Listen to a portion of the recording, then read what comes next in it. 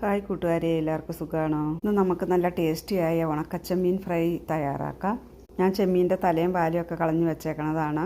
എന്നോട് പലരും ചോദിക്കാറുണ്ട് ഈ ചെമ്മീനകത്ത് എങ്ങനെയാണ് മുളക് പൊടി കരിഞ്ഞു പോകാതെ ഫ്രൈ ചെയ്തെടുക്കണമെന്ന്. ഈ ചെമ്മീനൊന്ന് നന്നായി കഴുകിയെടുക്കാം. കഴുകി വാരി വെച്ചു ഇനി അതിലേക്ക് ലേശം ഉപ്പിട്ട് കൊടുക്കാം. നന്നായി പുരട്ടിയെടുക്കാം.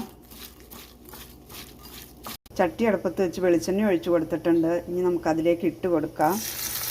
തീ കുറച്ച് വെച്ച് വേണം ഫ്രൈ ചെയ്യാൻ. ഈ ചെമ്മീൻ ഞങ്ങൾക്ക് മോക്കടെ ഒരു ഫ്രണ്ട് നാട്ടിൽ പോയിട്ട് വന്നപ്പം കുറേ ചെമ്മീൻ തന്നതാണ്. ഇടയ്ക്ക് ഇതുപോലെ ഒന്ന് ഇളക്കി കൊടുക്കണം.